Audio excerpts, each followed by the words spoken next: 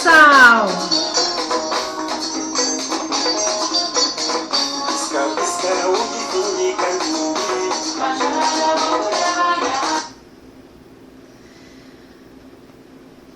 Olá, caros colegas, é mais uma vez um prazer e uma honra estar com vocês nesta primeira edição do curso de formação básica para o Magistério Superior Unilab Prograde.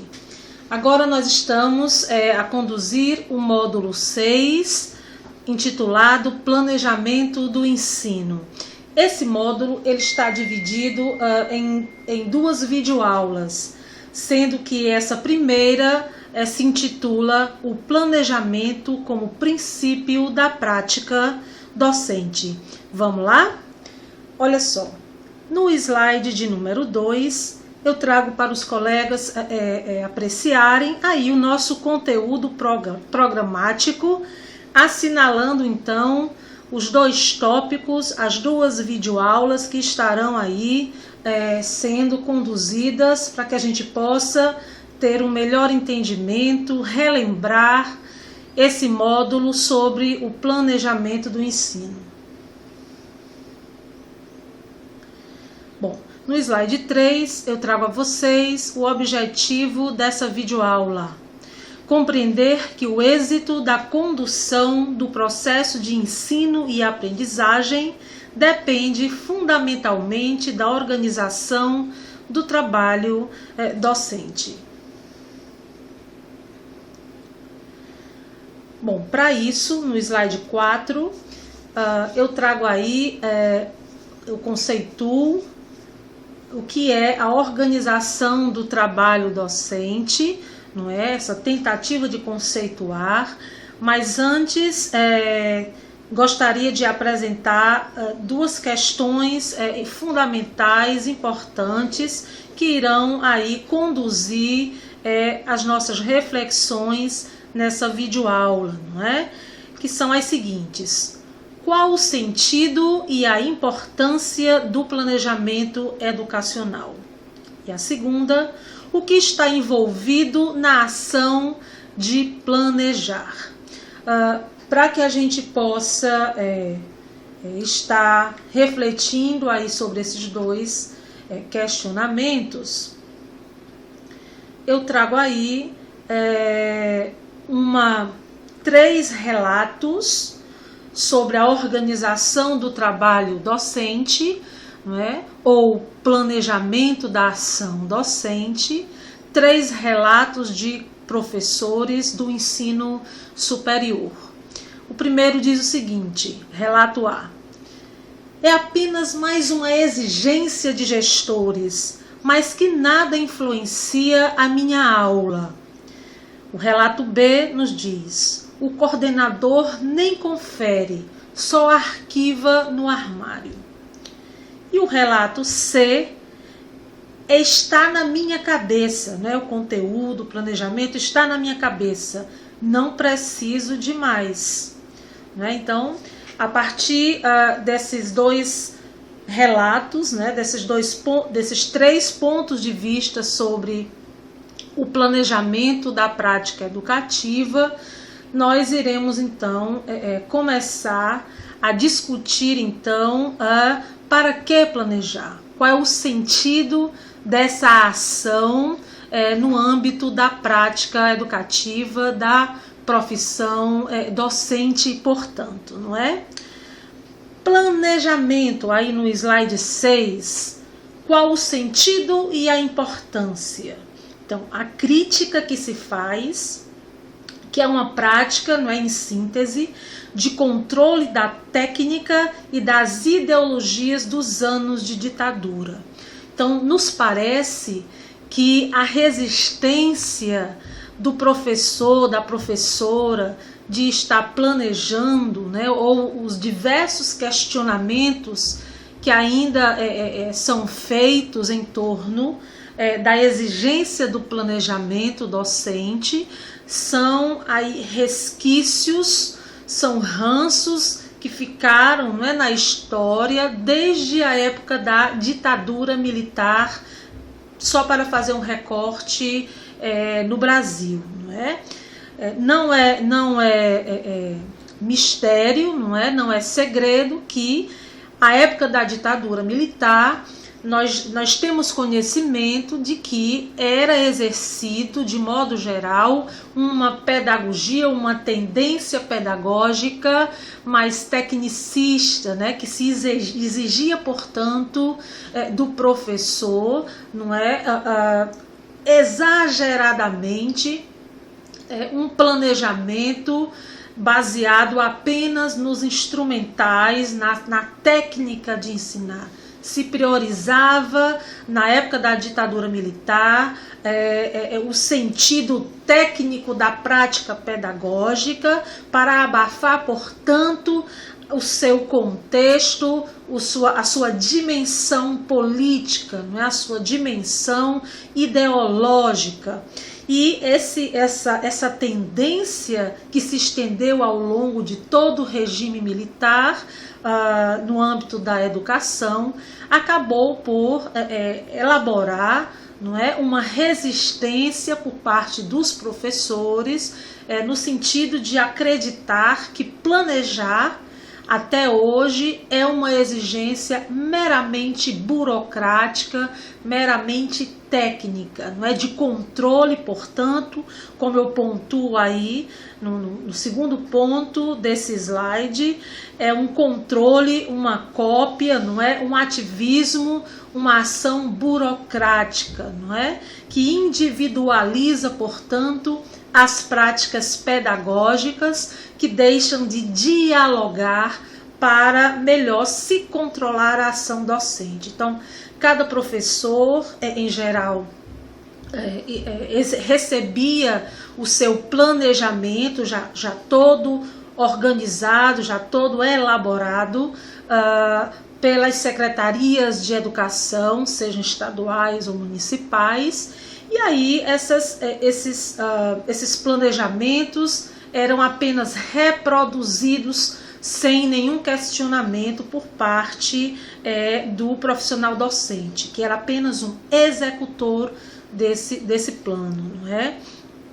Posteriormente, com a reabertura política, não é? A tendência desse planejamento burocrático, ela foi sendo, ela foi diminuindo, não é? Numa perspectiva de desburocratização e de politização do trabalho do professor. Mas mesmo assim, ainda se encontra bastante resistência até hoje, no sentido de compreender, portanto, o planejamento como uma ação política, como um direito do docente de conduzir a sua ação educacional. Ok? É importante também entender o planejamento do ensino numa perspectiva de relação dos seus aspectos políticos, pedagógicos e técnicos.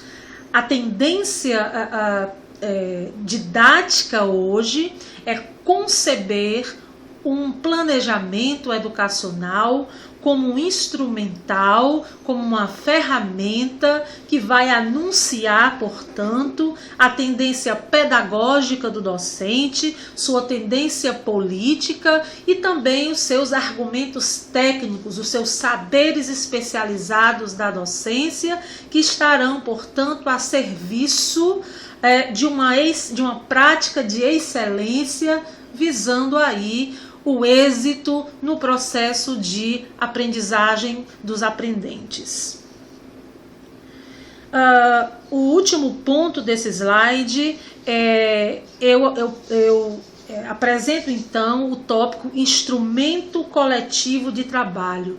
É muito importante que o planejamento pedagógico ele seja de conhecimento do coletivo docente, ele seja compartilhado, apesar de não ser ainda uma prática muito comum nas universidades, nos institutos de educação, né, nos centros, nos departamentos. O planejamento muitas vezes não é compartilhado, não é de conhecimento nem mesmo dos colegas da mesma área. Porém, essa é uma tendência que está se acentuando, que está cada vez ficando mais necessária para democratizar e tornar a construção do pensamento, do conhecimento, uma ação coletiva, não é? Vamos lá para o próximo slide.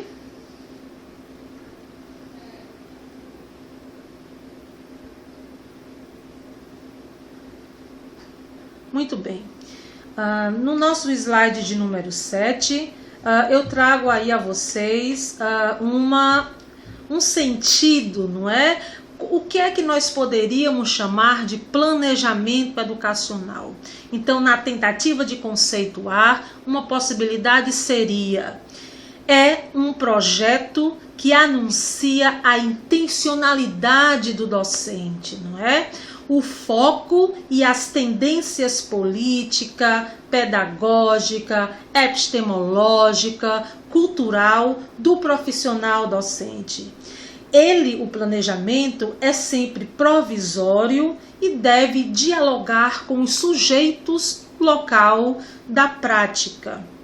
Portanto, o planejamento, ele é historicamente situado, né? Muitas das vezes um planejamento que é feito para agora, para esse trimestre, para esse semestre, para esse ano letivo, não mais servirá para um próximo momento, para um outro grupo de pessoas, não é? Para um outro curso, outra área de ensino, porque ele é um conjunto de intenções, como eu coloquei aqui, políticas, pedagógicas, epistemológicas, cultural, que tem uma relação direta, íntima com os sujeitos da prática educativa e com o local dessa prática, né, com o momento histórico, né? Então, esse planejamento, ele é absolutamente especializado para aquele determinado tempo, espaço e sujeitos da prática pedagógica. E os princípios, ainda no slide 7, que princípios nós apontaríamos como principais, não é? Eu elenquei alguns, que seria interessante nós conhecermos ou nós revisarmos das nossas aulas lá na licenciatura, de nossas leituras, das conversas com os nossos pares, não é? Os princípios são: o primeiro, uma ação reflexiva. Por que será que o planejamento é considerado, então, uma ação reflexiva? E aí eu coloco que é o que queremos que os aprendentes saibam. Então, quando nós planejamos, nós estamos ali orientando um documento, não é? Nós estamos construindo um instrumento onde nós estamos deixando claro o que é que nós achamos interessante para os aprendentes daquele nível, daquela modalidade, daquela área do conhecimento, o que é que é importante para eles conhecerem, né? Do nosso ponto de vista, a partir dos nossos princípios, a partir dos nossos posicionamentos do ponto de vista pedagógico, político, não é? O que é que nós, a partir desses nossos saberes docentes, achamos interessante para que os alunos aprendam, não é? Outra coisa, por que estes saberes são importantes? Outro elemento muito importante para a construção do planejamento e posteriormente para a ação pedagógica do professor é saber qual a importância da sua área de conhecimento, não é? Qual é a relação dela, a relevância dela para a sociedade de modo geral. Qual é o papel dela para a transformação, para se qualificar os sujeitos, não é? qual o papel desse conjunto de conhecimentos, desses componentes curriculares que você está apresentando para os alunos em forma de planejamento educacional, qual o papel desses saberes na vida dos alunos, não é? Por que determinados conteúdos são importantes, por exemplo, para se aprender filosofia da educação, ou para se aprender sobre, sei lá, psicologia africana da educação, não é? Só para citar duas componentes do curso de pedagogia que me são mais próximas, não é? Então, esse entendimento, primeiramente para o professor, para o docente, é muito importante, porque ele vai se colocar como um sujeito ativo, como um sujeito participativo, como um sujeito construtor desse ideal, desse conjunto de metas, não é? Esse desenho do ponto de vista do planejamento que foi feito. Ele vai ser um sujeito ativo e motivado, não é? A estar desenvolvendo com os alunos uma plataforma de aprendizagem segura, né? Uma plataforma de aprendizagem onde os alunos conheçam o seu valor, conheçam a relevância da sua área de conhecimento para si, mas, sobretudo, para a coletividade, né? A importância social dessa área de conhecimento. E aí outra pergunta, por que escolher esses conhecimentos, essa bibliografia e não outras? Essa é uma grande pergunta que se faz na ação de planejar.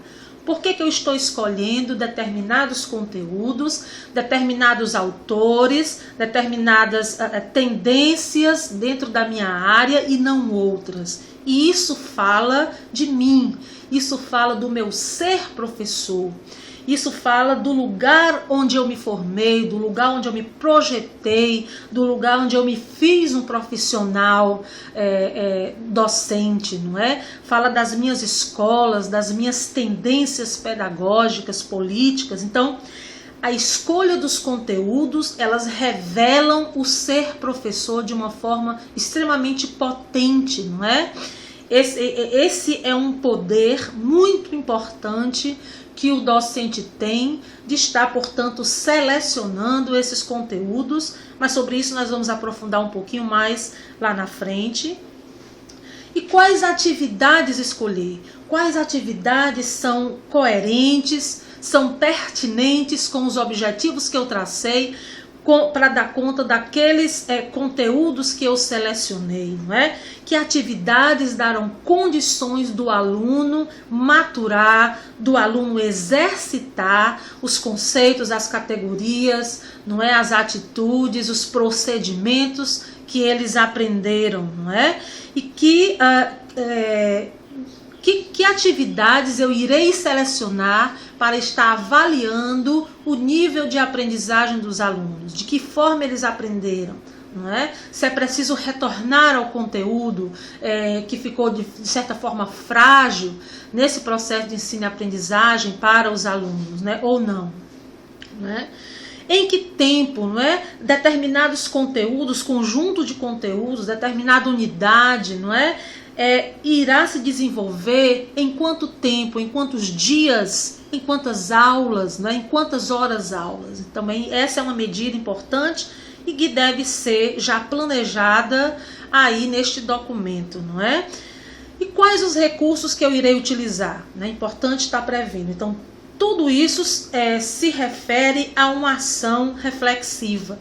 O professor, ele vai estar envolvido nesses diversos questionamentos, tomando essas diversas decisões nesse momento de planejar, não é? Que é o momento de uma reflexão sobre a sua prática educativa, para posteriormente essas reflexões já sistematizadas se transformarem numa ação na prática educativa em si, né? Na aula.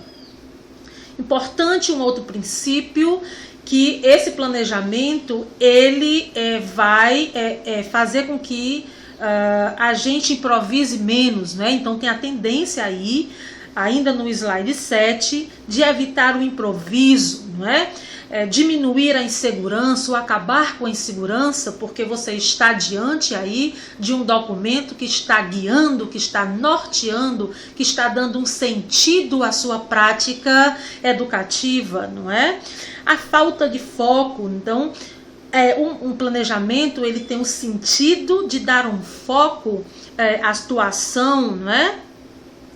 E também objetivar. O que é que eu pretendo com esse planejamento? Então, evita então essa falta de objetividade. Ok. Nosso próximo slide é o slide de número 8, onde eu continuo aí apresentando alguns princípios de um planejamento, não é? De ensino. Ele sempre deve ser flexível. Por quê? Porque nós já conversamos lá no módulo sobre didática do ensino superior, estou só relembrando, que a ação educativa, não é? A prática docente, ela é inédita.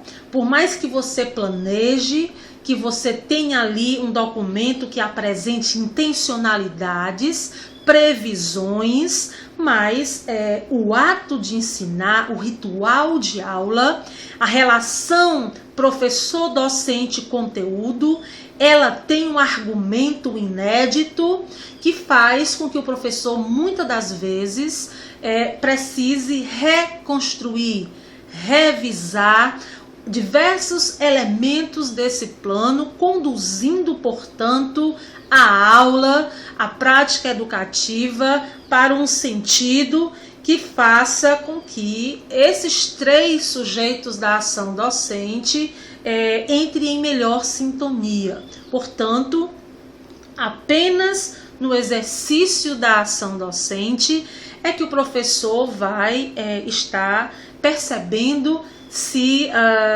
esse planejamento precisa ser redimensionado, ok? A participação. Nós ainda não estamos vivendo um momento onde a participação no planejar de outros sujeitos seja algo, vamos dizer, normal, algo comum. Ainda não é, mas é isso que se pretende, né? Seria muito importante, muito interessante, não é? Se o planejamento do professor fosse feito em coletividade, não é? Pelo menos com colegas da mesma área, mas isso nós sabemos que ainda não é possível.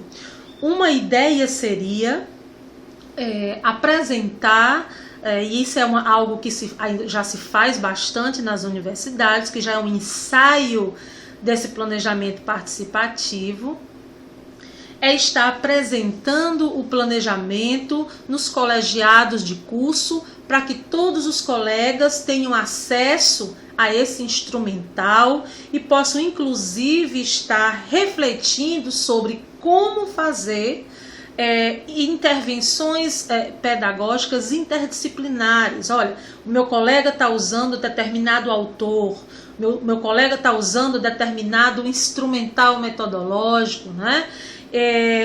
Que tal se nas minhas intervenções eu pudesse estar mencionando, estar fazendo referência ao que o meu colega está fazendo também, para a mesma turma, no mesmo trimestre, dialogando aí, portanto, com várias áreas do conhecimento, não é? Isso é muito interessante, não é, que aconteça, né? Os colegas possam, então, partilhar dos seus planejamentos, recebendo sugestões e dando ciência aos colegas do que ele vai estar trabalhando com os alunos, com os aprendentes naquele trimestre de ensino, não é? Outra dimensão interessante do planejamento participativo, além de ser com seus pares, não é? Docentes com docentes, é partilhar esse momento de planejamento com os próprios aprendentes, não é? Está levando esse planejamento para o primeiro dia de aula e juntamente com os alunos está revisando o planejamento, pedindo a opinião dos alunos sobre determinadas estratégias de ensino, não é? Determinadas, inclusive bibliografias que eles conheçam, não é? Vídeos, documentários, enfim, enriquecendo esse planejamento com os sujeitos da ação didática, no caso, os seus alunos, não é? Com um desses sujeitos. Interessante também o princípio da ousadia, não é? Por que nós planejamos, não é? Um dos elementos importantes é a previsão. É um tempo anterior à prática que nos dá aí a possibilidade de estar criando, elaborando, dando um tom particular, dando um tom de criatividade pessoal, não é? De criação a essa ação educativa, a esse plano de ação educativa, não é? Portanto, esse planejamento, ele pode ser ousado, ele pode inventar, ele pode criar novos instrumentais, ele pode dialogar com outras possibilidades, com outras categorias, não é? Está aí fazendo o que a gente chama de exercitando a inteligência criativa do docente, não é? E por último aí, nesse slide de número 8, é a previsão, né? Muito importante se ter esse instrumental para a nossa prática educativa, porque aí nós já estamos dando uma condução, estamos prevendo, não estamos inventando, não estamos aí improvisando a nossa prática educativa, não é? E aí nós estamos aí prevendo situações, problemas, estamos trazendo elementos que vão, não é? A partir desse exercício da inteligência criativa, nós estamos apresentando um planejamento audacioso, muitas das vezes, não é? Se a gente tiver tempo e condições de fazer isso, um planejamento que é original e que vai, portanto, ter mais chance de instigar, de motivar o aluno a pensar, aprender a pensar junto, não é? Pensar em coletividade. Ok? Olha só, no slide 9 eu trago aqui os níveis de planejamento a se considerar, não é? Então, o planejamento, ele não se faz apenas na prática educativa, não é? Não existe só o planejamento de aula, planejamento de curso, não é? Existem várias dimensões desse plano e ele começa lá em cima, não é? Lá nos sistemas de ensino, quando o Ministério da Educação, não é? Como os órgãos de regulação, de controle do ensino, eles estão apresentando, portanto, planejamentos, eles estão apresentando, portanto, diretrizes que vão orientar os nossos planos educacionais, não é? No nível mais micro, não é? Então, existe, portanto, essa sistemática mais a nível mais macro, que aí vai envolver os sistemas federais, os sistemas estaduais e os sistemas municipais de ensino. Depois desse planejamento macro, nós podemos aqui mencionar o planejamento institucional, não é? Que no nosso caso, no caso da Unilab, no caso da nossa instituição de ensino superior, é aí o plano de desenvolvimento institucional que vai estar orientando qual a missão dessa instituição, quais os objetivos, quais as metas, não é?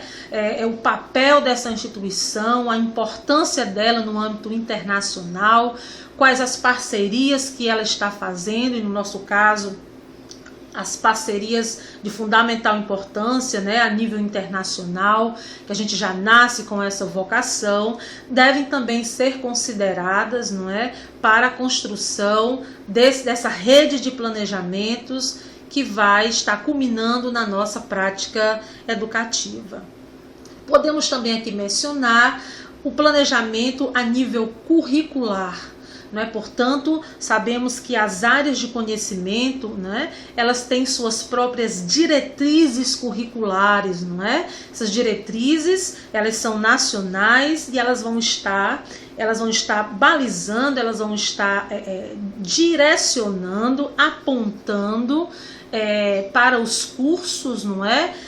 Como eles devem construir os seus projetos pedagógicos, né, os seus projetos políticos pedagógicos, para que haja, portanto, uma harmonia formativa nessas áreas de conhecimento, ou seja, um sujeito, uma instituição que tem um curso de sociologia na Unilab, apesar de ter as suas especificidades, não é? De ter um olhar voltado para a missão da Unilab, para a sua vocação de internacionalização, sobretudo com os países africanos, não é?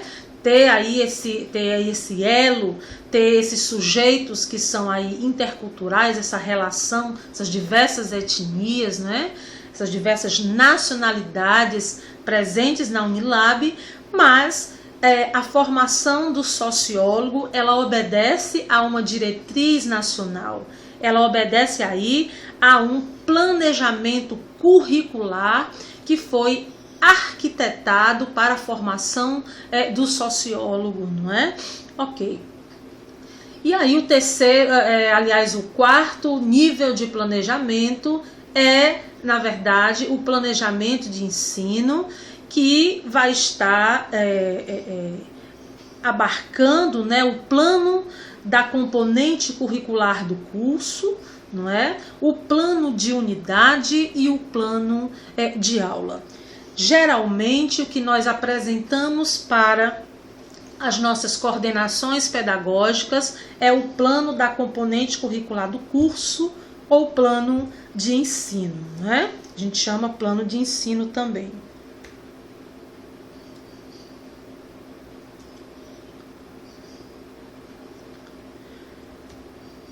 Ok, o nosso último slide dessa unidade é um slide que apresenta aí mais um símbolo adinkra, que se chama Dame-Dame, não é? E ele diz o seguinte, né?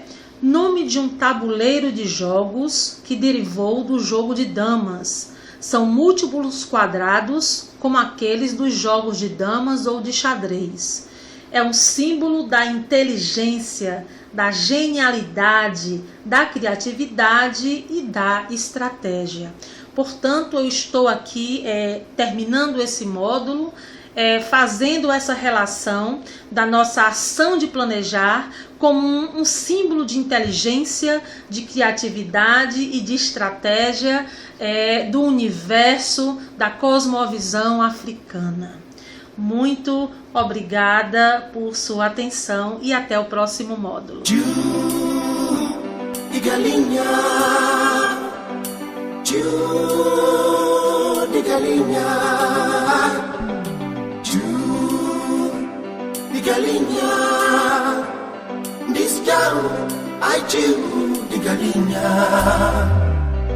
Maneira que pescadores para a maré, assim também canta para dia de riba. Maneira que lavradores chora chuva, assim também canta chora falta.